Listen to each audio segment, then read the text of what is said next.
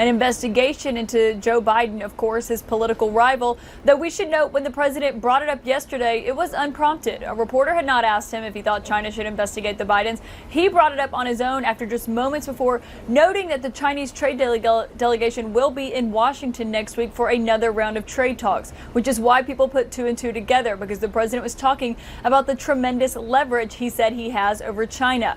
But out there today, you saw the president once again defending that call with the president of Ukraine. That text he was pointing to from Sondland, that's the ambassador to the European Union, text messages that were revealed after Kurt Volker, the former envoy to Ukraine, was up on Capitol Hill yesterday. The president was referencing how he said, no, there was no quid pro quo, no agreement for that military aid in exchange for an investigation into the Bidens. But, John, what the president left out was the text messages from the other person in that conversation, Bill Taylor, who is also in Ukraine, a top U.S. diplomat, a career diplomat, who raised questions about the fact that the president's actions seemed to be threatening to withhold that aid if he didn't get an investigation, and also dangling a White House visit over the Ukrainians and the Ukrainian president if they did not publicly open an investigation into the Bidens. Those are the questions the president is facing. This also comes, John, as we have reporting that shows, and the president just confirmed that they are expected to send a letter to Capitol Hill, essentially daring House Speaker Nancy Pelosi to open an impeachment inquiry vote on the floor, something the White House doesn't believe that they'll get the votes for, and they say they need that before they're sending over any documents related to this inquiry. Interesting day at the White House, as always. Caitlin Collins, let us know if the president speaks when he comes back as well. The president this hour, we should note, going to Walter Reed Medical Center, the military medical center, to visit some wounded warriors. That's a good trip for the president to take. With me in studio to share their reporting and their insights, CNN's Dana Bash, Michael Bender with the Wall Street Journal, Shauna Thomas with Vice News, and our military and diplomatic analyst, the retired Rear Admiral John Kirby. I want to start with the cleanup, because essentially when the president stood there yesterday and said, yeah, I asked President Xi to investigate the Bidens. Yes, I asked the president of Ukraine to investigate the Bidens. So what? Yeah. You could make the case, you have to take it into the regulatory agency or to court, but that was violating campaign finance law right there, asking for an in-kind contribution from a foreign government, which is forbidden. Mm-hmm. And just in talking to some Republican sources this morning, including those who are friends of allies of the president, this was not helpful. I've heard that from sort of, some in the top all the way down. And that's an understatement. The beginning of the week, the feeling among Republicans was, let's just see if another shoe dropped. The president took the shoe and he slammed it on the ground yesterday with those comments. And now what he tried to do clearly is clean it up, because I don't know this for a fact, but it's hard to imagine that he didn't hear from people who care about his political future and legacy and reputation to say, okay, that's too far, Mr. President. Some other than his TV lawyer, maybe suggesting that those of us who read the law say what you just said was a foul. Admiral, I want to come back to you on these texts.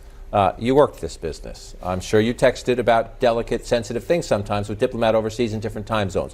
When you saw these texts, the president says no quid pro quo. He focused on one text. When you look at these, as I said on the phone, I think it's crazy to withhold security assistance for help with a political campaign. Right? That from Mr. Taylor, a veteran U.S. diplomat. Yeah. 4 hours later, a Trump appointee who was a donor, 4 hours later, Bill, I believe you're incorrect about President Trump's intentions. The president has been crystal clear, no quid pro quos of any kind. Yeah. If that was the immediate response, if it was a minute or two, even 15 minutes, maybe the guy was a little busy, you'd say, oh, okay, they have a disagreement here. 4 hours later, that's what you get. What does that tell you? It's pretty articulate, too. It's not like the rest of Sondland's tweets. Clearly written for the record, no question about that. I mean, someone might see these texts someday, and if they do, we're in trouble. Exactly. And, of course, you saw the president quote that text alone. But all the texts, if you take them in sum and read them all, they are just dripping with arm twisting for the Ukrainian government. Whether it's military aid, whether it's a phone call, much less a date for the White House visit, all of these things are being held hostage to getting a statement of support for investigations from the president of Ukraine. I mean, it's just dripping with it. It's self-evident. All right, here's another one. I've covered a lot of trials before I got involved doing politics. Bill Taylor.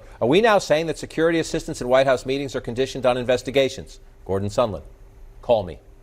Yeah, that's right. I mean, we've been so focused here on the potential quid pro quo for Trump and to give Ukraine aid. But what these texts show is that what they are really interested in, what Ukraine was mostly interested in, was a meeting. And that whatever directive President Trump may or may not have given some of these officials.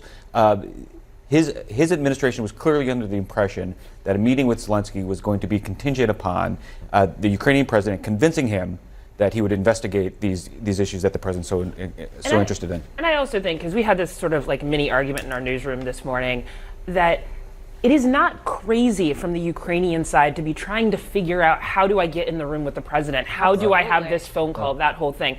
And that It's their lifeline. Exactly. Like, I don't think sometimes people understand the amount of aid that the United States gives around the world, how much everyone has said we want to support Ukraine, how much we think of Ukraine as a way to like backstop Russia as well, that we need to have a presence there. And so, like, in one way, America is also playing on the fact that the Ukrainians and this new president really, really want to stay involved and keep the United States on their side. And that's just diplomacy. Right. And to your point, the new president of Ukraine, just elected after an election promising anti-corruption, knows Putin is watching, knows Putin wants him to fail, wants cooperation with the United States to send a signal to Putin, we got this guy's back. Yeah. And he's getting this, read these texts, they're pretty damning. This is from Kurt Volker, the president's special envoy until he resigned last week. Good lunch. This is to a top aide to the new president. Good lunch. Heard from White House. Assuming President Xi convinces Trump he will investigate, get to the bottom of what happened in 2016, we will nail down date for visit to Washington. I'm sorry, the president can stand outside the White House and say no quid pro quo all he wants. That's a quid pro quo. He wasn't just holding Zelensky hostage here. He was holding our national security interests in Europe hostage. This is exactly what Putin wants. He wants a weak Ukraine. He wants the United States to turn a cold shoulder to the struggle there. And Trump basically was signaling that he's willing to do that by holding back this lethal military aid to the Ukrainian armed forces. And there is no rule. Pick up your Constitution at home. It's the president's party. It's the constitutionally conservative party. You all have pocket constitutions. Pick it up and read it about impeachment. There's no rule that you have to have a full vote on the House floor to have oversight. Any committee can have oversight of the other co-equal branch of government, but the president trying to push Nancy Pelosi here and push hard. Now, in the House, they have the majority. They all vote with AOC and +3. Nancy Pelosi's petrified of them. I mean, she's afraid she's going to lose her position. Nancy Pelosi will lose her speakership right after the election when the Republicans take over the House. Now, we don't know how this is going to play out in 2020. We have no idea. We do know Nancy Pelosi is not petrified of the junior members of her caucus, who sometimes, raise some issues, who sometimes cause a little trouble in the family. But Nancy Pelosi's not afraid of them. But what the president's trying to do there is keep Republicans in their corner to make this partisan, especially on a day when the documentary evidence before you is pretty damning for the White House. This is a get everybody in the Republican, Democrat, tribal corners before they read all this stuff and maybe think, oh, we might have a problem here. Right. And he's trying to look, it is true that the custom has been, as much as you can call it a custom since impeachment is so rare, but in recent history, there have been votes to formally start an impeachment inquiry. But as you mentioned, it is absolutely not necessary. What he's trying to do is very obvious, which is to try to put the Democrats who are maybe in Trump won districts and others who are not that comfortable with this on the record as supporting the impeachment inquiry so that they can run more effective ads against those Democrats. Right. But it does cut both ways. There are retiring more than a dozen, almost 20 retiring Republicans right now who don't have any political reason to not stand up and say we're with the Democrats. And there aren't that many moderate Republicans left who aren't retiring, but there are some who might not go with the president because they've been very quiet so far. I do wonder if this is going to fall on deaf ears, though, because Pelosi has already lost her speakership once, and you can argue that that was over principle. That was over her decision to push hard on Obamacare, which she believed in. Yeah. So I don't think that's going to necessarily scare Pelosi anymore, but it does show, as you're saying, that Trump and his people are fully aware of where this thing really starts to break for them is when Republicans start to line up with the rest of the Democrats. That is one of the few things they truly fear about this impeachment. Will his distancing today from the campaign finance thing, will that maybe encourage more Republicans to come out a little bit more? Is that for their benefit too? Is it believable is the issue. Is it I'm sorry, is it believable given all these texts and given everything, given what he has said yesterday and what he has said for months about Joe Biden? And again, almost everything he says about Joe and Hunter Biden is just not true. But in terms of it's a great. Well, Republicans, that might be a different issue as to whether anybody with an open mind finds it believable. But I do think it does give them a little cover. The fact that he came out on the White House South Lawn, decided to try to clean up, give the other Republicans a quote to say, hey, look, the president said, this isn't about politics, it's about corruption. It gives them something to repeat, which is probably, they feel a little bit helpful. Let's give that 24 hours too, because this is also the pattern with Trump. As soon as we start 24 minutes. As soon as we start saying about how he's backtracked on something and cleaning something up, he comes right back usually and says, what he really thinks. Exactly. Usually on Twitter. Yeah. Yes. All right, quick break. When we come back, more on the president's defense and the question just raised. Is there any evidence Republicans are cracking? A lot of moving parts in the impeachment inquiry today. I want to let you know that full testimony, at least a prepared statement by Volker, the president's former special envoy to Ukraine, has just been released. We have reporters going through it to pick on the highlights. We'll bring that to you as soon as we can. Mr. Volker testifying yesterday as part of the Democrats' impeachment inquiry. One of the things we're watching as this plays out is for the reaction of Republicans. Some new reaction today, this one just done on Twitter by the Utah Senator Mitt Romney, who says the president's phone calls where he asked Ukraine and China, the presidents of those countries, for help investigating the Biden family, appalling, wrong and appalling. When the only American citizen President Trump singles out for China's investigation is his political opponent in the midst of the Democratic nomination process, it strains credulity to suggest it is anything other than politically motivated, wrote Romney. By all appearances, the president's brazen and unprecedented appeal to China and to Ukraine to investigate Joe Biden is wrong and appalling. Senator Romney has been one of the few Republicans to speak out so forcefully. I want to read you a little bit more. This is from a town hall in Iowa last night. Iowa Republican Senator Joni Ernst, who is up for re-election next year in what could be a tough race, was asked this at a town hall by an independent voter. Where is the line? When are you guys going to say enough and stand up and say, you know what, I'm not backing any of this? This is the senator's response. See if you can follow it. It's a bit hard to follow. I can say yay, nay, whatever. The president is going to say what the president is going to do. It's up to us as members of Congress to continue working with our allies, making sure that we remain strong in the face of adversity. So a very direct statement from Senator Romney. I would call that a bit of a punt from Senator Ernst. Yeah, I mean, the silence Lisa from... Lair of the New York Times is with us. I should have introduced you. Sorry. Very rude. Got to get Thanks to the news. for having me. The silence from Republicans has been fairly deafening this week. Those are the two exceptions you've raised here. And I think the question, they can do that because they're on congressional recess and they're able to kind of skirt the press some. I think the question is whether this is a silence of like consent or this is like the silence before a horror movie. And whether Republicans feel, I think there is a sense in Republican circles that it's hard to come out and defend the president when you don't know what's coming and they're not getting a lot of guidance from the White House. So the real test will come when they come back in 10 days or so, and they can no longer escape these questions and what Republicans say then. And by then, you know, who knows what kind of revelations they'll be dealing with because this thing has been moving so fast. I'm not sure how much the Romney here adds to the conversation. I think we understood yesterday that Romney felt a lot of things about how Trump operated were appalling, right? And the question that is going to be put to Romney and his fellow lawmakers on the Hill is not whether Trump is wrong and appalling, it's whether this is impeachable. Mm-hmm. And that's what we've seen. That's the sort of whole that's the needle in the. You know what I'm saying here. The Republicans on the Hill are walking down this line that this is wrong. This is appalling. This is not something I would do. But a lot of them quickly add, it's not impeachable. And I think that's a great point because where would we be if the Democrats hadn't spent the last 2.5 years talking about impeaching this president? If they had talked about they didn't like his behavior, they had aggressive oversight, but they hadn't so frequently used the impeachment word, would Republicans be more open-minded? Yes. I don't know the answer. You think it's yes? I think yes, because some of the Republicans who are quiet are also saying that what they hear from their constituents back home is, enough already. Right. That it's the Russia hangover, that they think, okay, it's just more of this. Look, we'll never know the real answer to that because we can't rewind history, but that at least is their political defense that they're starting to build if these Republicans decide not to go with the Democrats and instead defend the president? I don't know. I'm not sure. I think President Trump has such a hold on the base of this party that, and if he maintains that, and there are some signs, at least among certain groups of swing voters that could play in some of these Senate races, that may be shifting.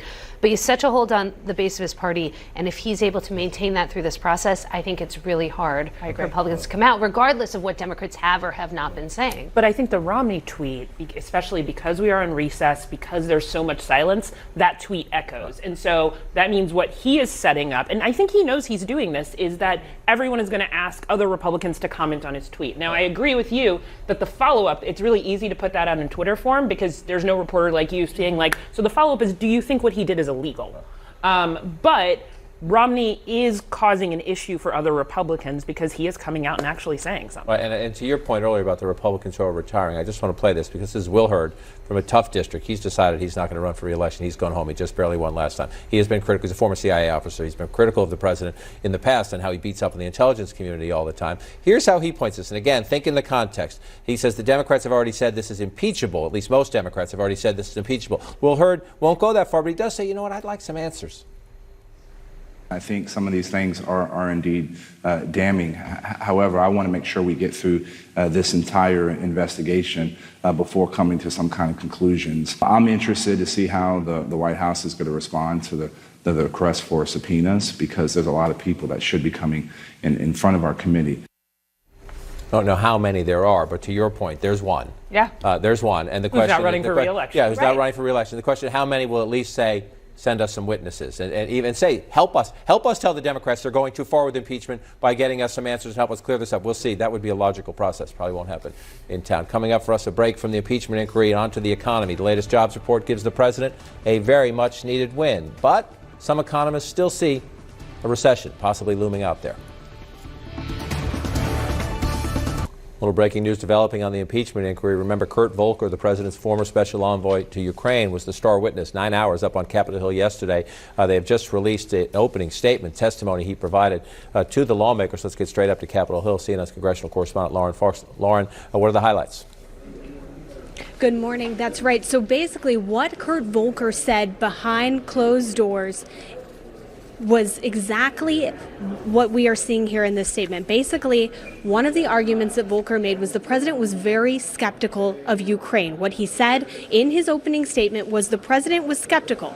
Given Ukraine's history of corruption, that's understandable. He said that Ukraine was a corrupt country full of terrible people. He said they tried to take me down in the course of that conversation. He referenced conversations with Mayor Giuliani, and it was clear to me that despite the positive news and recommendations being conveyed by this official delegation about the new president, President Trump had a deeply rooted negative view on Ukraine rooted in the past. He was clearly receiving other information from other sources, including Mayor Giuliani, that was more negative, causing him to retain this negative view. That's just one of the arguments that Volker made behind closed doors yesterday, John. It was also clear that Volker was saying he had deep skepticism that anything about Joe Biden would have been true. He said that he had known Joe Biden for many years and that he was very skeptical that anything about what Giuliani was peddling had been true. John? Lauren Fox, appreciate that. Up on Capitol Hill, come back to us as this trickles out. Let's go around the table. I want to talk a little bit more about this because there are things in this, what we've been able to read quickly here, there are things in here that Democrats are going to jump on and say, aha. There are also things in here that Republicans are going to jump on and say, aha. Let's start with one of those. This is on page 9. The question is, was it a quid pro quo? Did the United States withhold military assistance passed by Congress urgently trying to help the new Ukrainian president? Did the president withhold it until he got a commitment that the president of Ukraine would investigate Joe Biden? Here's what Kurt Volker said. The issue of a hold placed on security assistance to Ukraine also came up during the same time I was connecting Mr. Yermak, a top aide to the Ukrainian president, and Mayor Giuliani, the president's personal lawyer. I did not perceive these issues to be linked in any way. That is a very solid for Republicans. They're going to say, no, they might have been talking about it, but it was not a quid pro quo. Right. And if I may, my understanding is that Republicans, one of the reasons Republicans want to get the full transcript of the very lengthy Q&A that he did, the deposition, well beyond this opening statement, is because they feel that they have, that Volker gives more meat on that bone, that Volker did say, no quid pro quo. Period. End of story. There was no quid pro quo, which is what the president has been saying. But to hear it from Volker, despite all of these damning texts and other things that he said in here, which is not helpful to the president, that they believe is the case. Right. The text certainly suggests otherwise. Yes, Mr. Taylor, at least. The other person involved in the text, Mr. Taylor, certainly thought there was a quid pro quo, and Volker certainly thought it was unusual that Giuliani was involved, and he talks about that in here as well. But a couple other things he says. Remember, the charge here is you've heard the president constantly, several times a day, whether it's on Twitter or in person, talking about he believes Joe Biden is corrupt, and Joe Biden got a prosecutor in Ukraine fired to protect his son. Mr. Volker told this to the committee, and this will not sit well with the president. In addition, I have known former Vice President Biden for 24 years. And the suggestion that he would be influenced in his duties as vice president by money for his son simply has no credibility to me. I know him as a man of integrity and dedication to our country. He went on to talk about the ambassador that President Trump had recalled from Ukraine. Rudy Giuliani's suggestion, at least, was the last straw in that. And the account being that she was not happy with Mr. Giuliani meddling in Ukrainian politics. Mr. Volker said this: I've known Ambassador Yovanovitch since we served together in London in 1988. I've always known her to be professional, capable, dedicated to the national interest, and of the highest integrity. Are we going to end up in a situation where some of this is highly damning about Rudy Giuliani meddling around, the president's skepticism, the conspiracy theories the president had that have been proven to be false about Ukraine's involvement in 2016. Not good for the president. Yeah, but the parts about, I didn't see it as a quid pro quo from a veteran diplomat who was deeply involved. Yeah, it's really interesting here. It adds, it fills in some gaps here, but also raises some more questions, I think, for Kurt, and would be good to see the transcript of his testimony, because on one hand, he is aware of the president's interest in corruption, and we see that in the text messages going back and forth. But in here, he says that the first time he heard about any connection to Biden was when he saw the transcript, after the transcript comes out. So I'd want to know a little bit more about the connective tissue between there. But clearly, he is doing everything he can here to distance himself from Giuliani. Going so far as here, I've had flagged one other part here where he had said that he fundamentally disagreed with Rudy, that Zelensky was surrounded by enemies of the United States. All right, we'll continue to track the testimony, get reactions. One piece. As we go through this, we're going to be going through this for weeks, if not months. The Ukraine call is one piece. This testimony is one piece. The challenge is try to put it all together. We will attempt to do our best at that. When we come back, I promised you just moments ago, 136,000 jobs last month. That's good. The U.S. economy continues to grow. But there are some buts.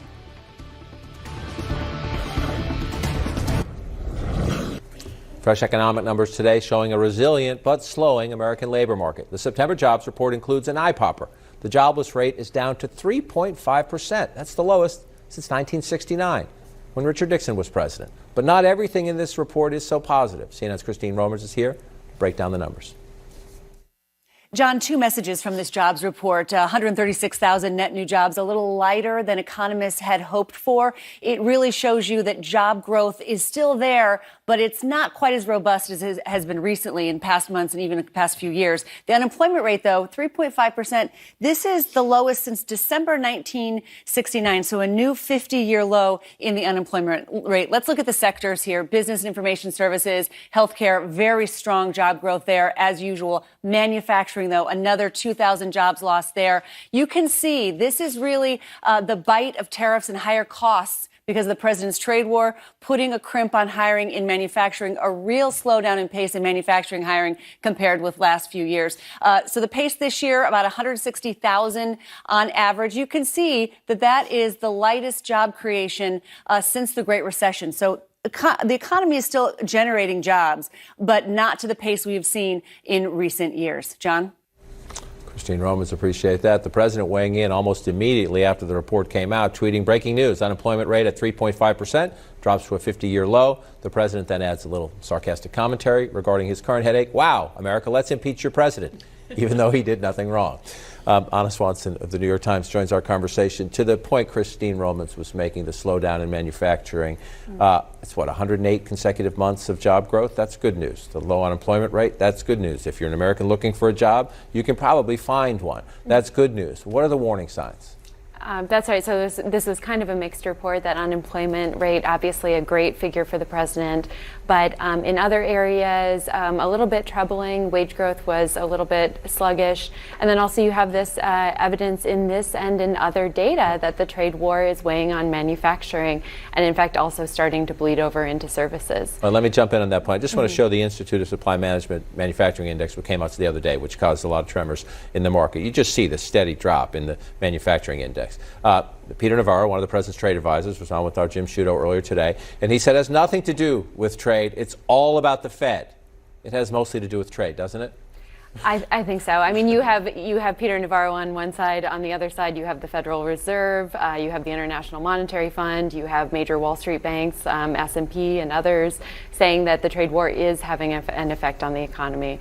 And meanwhile, you have the administration doubling down on this approach. We had new tariffs announced on Europe this week, and there are further tariff increases that are set to go into effect on China this month and also in December. So not just what has already happened, but also potentially more weight on manufacturing and other sectors of the economy ahead. And we're having this conversation, early October, heading into the election year, where if you're an incumbent president, this is it. This is what you want. Now, there are some trouble signs, without a doubt, but he inherited a strong economy. It has continued to be strong. In some ways, they would argue it gets stronger, although I think we're seeing the juice of the Trump tax cuts are now out of the economy, which is why you see it slowing a little bit. But the president this morning saying we're the envy of the world. Well, Europe is not doing well. Asia is doing poorly, to put it mildly. And we continue to do very well with the miracle. But the unemployment numbers just came out, 3.5% unemployment. And that is a tremendous number, the lowest in over 50 years. So very happy. It's just, to me, that I'm trying to fathom the politics of the moment, in the sense that the Clinton impeachment during a strong economy was in his second term. Exactly. This impeachment inquiry is going on. We'll see if it gets to impeachment, but Democrats seem to be on that track. Just as we head into the election, where you have a president, again, there are some warning signs out there, but who at the moment, 3.5, that's a pretty good bumper sticker. Trump, 3.5% unemployment, that's a pretty good bumper sticker. And yet you have this giant cloud of impeachment. How's it going to play out there in America? Well, that's the question of the moment, isn't this? Is a fairly unprecedented situation where you have a president running for re-election under an impeachment inquiry. I think, the economy is really his strongest argument in a lot of these suburban districts that help Democrats win back the House, that we talk about all the time on this show and everywhere else, that those are kind of the swing voters who could make or break the election for him. And the economy is a really strong argument he has right now with that group who don't necessarily like his tone, don't necessarily like all the chaos in Washington.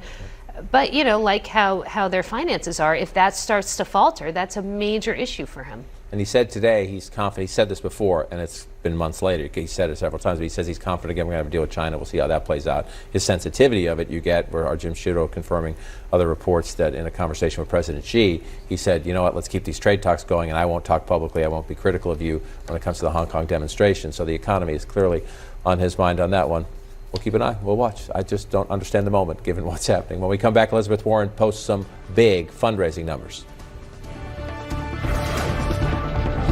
Elizabeth Warren today again showing her strength in the Democratic race for president, releasing her third quarter fundraising numbers, and they are big numbers. Let's take a look at the top candidates in terms of fundraising. Elizabeth Warren reporting in the third quarter she raised just shy of $25 million. Bernie Sanders leading the Democratic pack in the last quarter with just over $25 million. You see how they did in the second quarter. Both Mayor Buttigieg and former Vice President Biden dropped, if you will, 21 in the second quarter to just over 15 for Joe Biden. Just shy of 25 in the second quarter, down to 19. Still impressive haul there for the mayor, but dropping down. But this is a big number for Senator Warren, who, of course, we've also seen rise both in the national and the early state polls. Let's take a closer look at more of the Democrats, more of the Democratic candidates here, and we add in the president.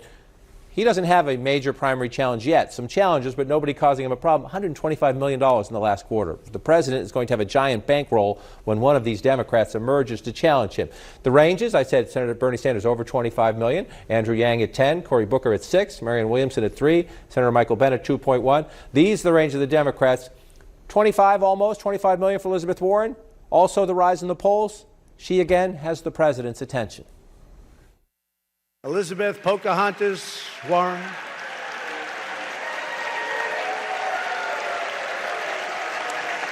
You know, when I used to hit her, I thought she was gone, Ron. I thought she was gone. She came up from the ashes. She emerged. Now we're probably going to have to do it again because I don't see Sleepy Joe making it, I'll tell you. No, I thought she was gone. Just want to note for the record, that was an official taxpayer-funded, quote-unquote, policy event. All presidents do them. Some presidents involve politics in them. That was kind of over the top. But Elizabeth Warren does have his attention again, because if you're in the Democratic race, she was the growth stock all summer long. I know there was no question she was going to have an impressive fundraising haul, but she doesn't do the big donor fundraisers. That's a good number. It is a good number, and she should have his attention, to be honest. I mean, the thing is, all of these things, the fundraising numbers, which we were all breathlessly waiting for, in between breathlessly waiting for more information about the impeachment, as well as the polling that keeps going on, it is all going in the right direction for her. And all that matters right now are trends. One thing is not enough to say who is going to be the nominee, but putting the president aside, if you're Joe Biden or if you're Bernie Sanders, you should be worried and trying to figure out how are you going to spend your money to get to where Elizabeth Warren is getting, because she is getting traction out in the world. I know. I said the flips. He is noticing her. She was asked yesterday. Senator Warren was asked about the president. All that money. One of these Democrats is going to emerge, and the president is going to be fully loaded in terms of his bank account. And he's spending weeks and months testing things now because he has so much money. He's on Facebook. He's doing other things, testing other things. She says, no worries. If you think it's going to be all about scooping up a bunch of money from rich people and then buying a bunch of TV ads, and that's how it is someone's going to win, then, yeah, it looks like Trump's doing a lot here, and the Republicans. I just don't think that's how democracy works anymore. She right? Yeah, well, she's right about maybe she's right about ads, and maybe she's right about who he gets his money from. But what they're doing at the Trump campaign is spending that money on identifying every single person with a pulse over 18 who might even think about possibly voting for Donald Trump, and starting to figure out how to target those voters to make sure they get out and vote. The DNC, I'm not sure if they're there yet. They certainly don't seem to be there. And the question, as it was in 2018, is whether it is the machine or the passion, and whether or not there is enough passion for a Democrat, no matter who they are, that can overcome the very, very technical micro-targeting that the Trump campaign is already starting to plan. And you do feel like the Democrat will have the money. There's a lot of money out there in the fields, as we saw from all those numbers. Those will consolidate. And Elizabeth Warren, I think it's important to note out, has not said whether she would accept money from big donors in the general. She's not doing the primary. She may do it in the general. It's just that they'll be starting from a deficit in terms of operation, and that is the crucial point. Yeah, and she mentioned the big donors. Yes, President Trump and the Republicans do get a lot of big donors, but the president also has a very impressive to defend small donor network, and that's what his campaign manager is focusing on. Brad Parscale saying this. He says the impeachment drive is helping the Trump campaign. He said this in a Real Clear Politics op-ed piece. If the groundswell of small dollar donations flowing into the Trump campaign coffers offers any indication, the Democrats are going to pay a terrible price for indulging the demands of their radical base. Trying to make the case, there's no question from a fundraising perspective it's helping the president. Yeah. We don't know how it's helping among independents in the broader electorate, but they're making more money. And with money comes the ability to also define who your opponents are. And the other thing that they can do, because he is currently the president and he will be the Republican nominee for the presidency despite the other people running, is make a decision that they're going to flood social media with ads that try to define Elizabeth Warren in the way that he is trying to also define Joe Biden right now. And that is his prerogative, and it gives them a leg up on all this. I think if there's any justifiable criticism of the Trump fundraising machine up to this point is that they haven't done a good enough job raising money from big donors. It's starting to change a little bit, but you're right. This impeachment probe is tailor-made for the small dollar donor kind of pitches that the Trump campaign makes, and it's a sign not of any movement in the middle, but that this election for the Trump campaign is definitely going to be about the base. That was true 2 weeks ago, and more so right now. Appreciate y'all coming in on this crazy day. Have a good weekend. Thanks for joining us on Inside Politics. Brianna Kayla starts after a very quick break.